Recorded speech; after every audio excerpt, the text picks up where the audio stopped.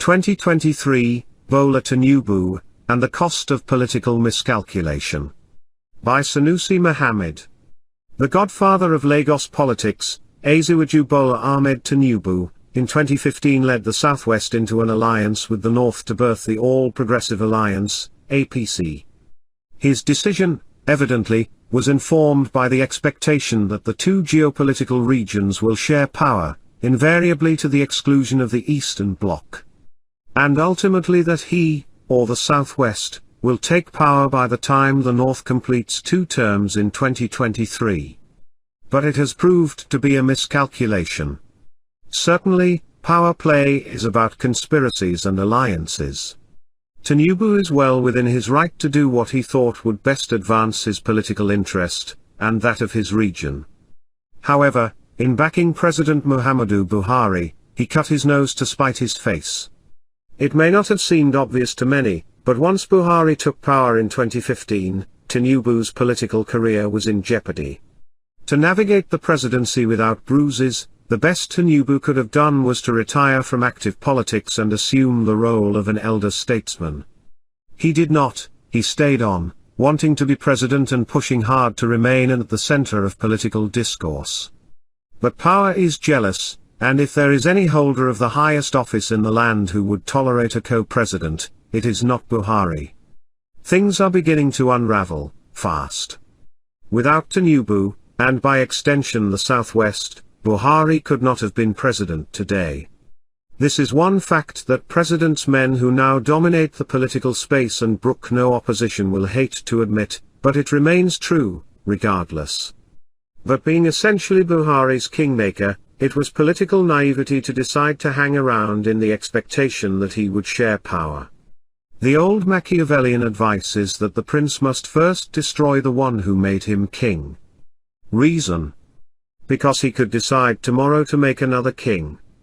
Writing in The Prince, the legendary Niccolò Machiavelli noted he who is the cause of another becoming powerful is ruined, because that predominancy has been brought about by astuteness or else by force, and both are distrusted by him, who has been raised to power. Of course, it should have been obvious that, in helping to make Buhari president, TINUBU was jeopardizing his political career and plunging the Southwest, and by extension southern Nigeria, into political slavery whose only parallel in the country's political history is the late Emeka Ojukwu leading the Igbo to war in 1967. With respect to the Biafra War, blaming Ojukwu for embarking on it could earn one exile in the Igbo country. But if truth be told, the war was avoidable and could have been avoided if Ojukwu had not been too stiff to listen to the likes of Zik, and other intellectuals who understood better, international politics and diplomacy. This is not to say, nonetheless, that Ojukwu was not sufficiently provoked by the killings of the Igbo in the north in the aftermath of the July 1966 revenge coup that threw up Yakubu Gowon as head of state, and indeed the actions, or lack of it, of the Gowon-led federal side. Regardless, it was still in his hands to accept to fight or toe the path of diplomacy which, given the circumstances, was the best option and the only way to win international support for his secession quest. In the event, he went to war and only succeeded in sacrificing more Igbo lives and weakening the Igbo politically. The consequence of that weakening is that it provided fertile ground for the emergence of hegemonic northern power. The imbalance so created is largely responsible for the crisis of Nigeria's national identity. One mistake many Nigerians, particularly in the South, make is the assumption that the country is already formed and settled as a secular state. It's not the case. There is the ever-present quest to define the country right, of course, from the 1804 jihad. Colonial rule put a stop to it, then in the post-war years, the Middle Belt soldiers who dominated the army acted as a wedge. TINUBU's alliance with Buhari has served to reenact that quest. Buhari is now, apparently, out to define the country. The Jagaban's political miscalculation could yet prove too costly.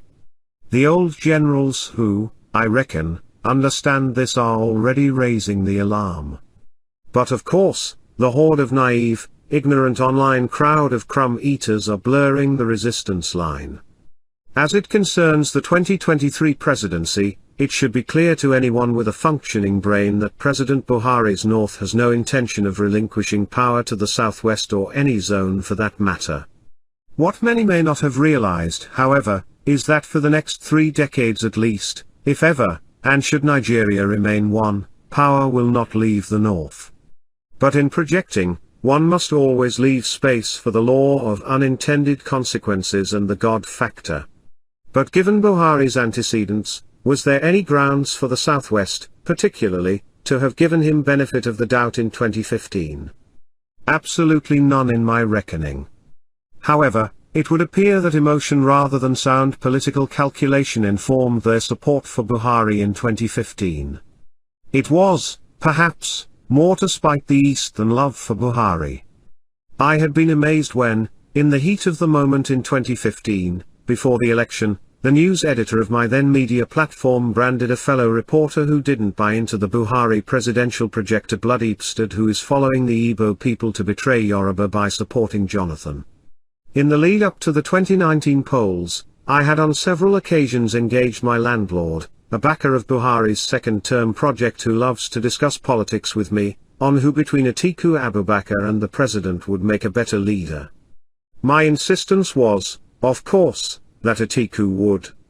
After we exhausted all manner of issues he raised against the former vice president, he said finally that he would still back Buhari because Atiku was an Omo Igbo project and that after Buhari, Yoruba will take power and after Yoruba, Hausa will take power again. According to him, we will be rotating it like that, Igbo people will never smell that place. I had more of pity for his ignorance. When in 2003, Buhari joined presidential race, he did so, apparently, to stop the then president, Olusegun Obasanjo. Not because Obasanjo had performed badly as president, having taken power with the return of democracy in 1999, but because Buhari and the section of the North he represented believed that power had to return to the region.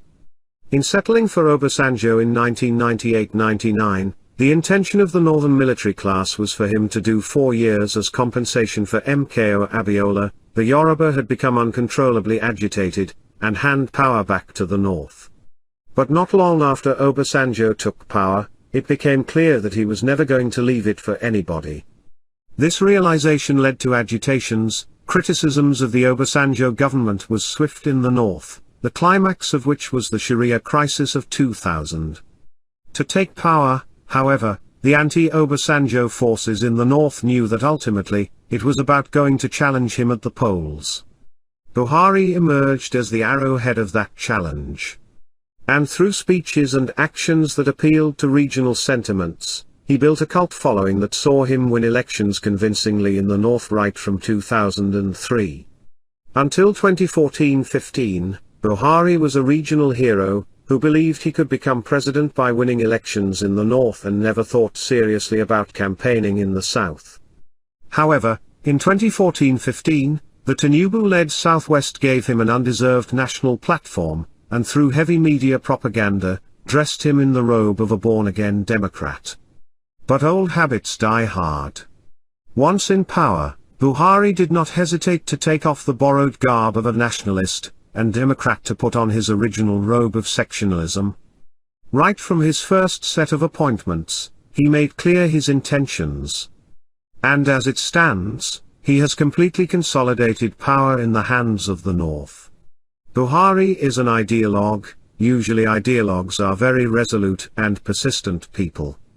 Say what you will, he is doubling down on nepotism. Shout Fulanization or Islamization all you will, he will only look for a hate speech bill or social media bill to shut you up rather than re-examine his hate policies. Possibly, when Buhari is done with the country, if he has his way, no Southerner will, on the basis of an election, ever become president except at the behest of the North. By suppressing votes in the South and inflating figures in the North, the administration is only trying to establish a pattern, a dangerous pattern which supporters of his party in the South are evidently too blind to see. It is clear to the discerning where the president is headed. But the question is whether he would succeed.